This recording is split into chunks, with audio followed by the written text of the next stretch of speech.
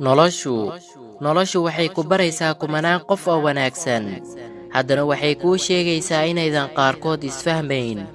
mararka qaarna waxay si lama filaana kugu baraysaa hal qof, wuxuuna kaaga soo dhowaanayaa dadkoo dhan, waxaadna u malaynaysaa inaad noloshaada oo dhan taqaanay.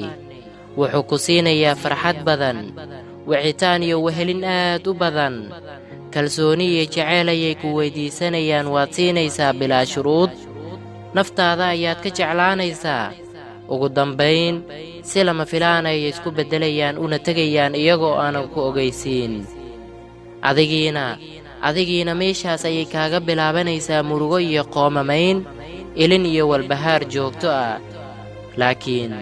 laakiin ogow, sideedaba dadkaasi oo kale waxaad u weysay waa inay ka dhammaatay jiliinkii ay wadeen, marna ilaah ayaaba ku dhaafiyey oo shar buuba kuu ahaa.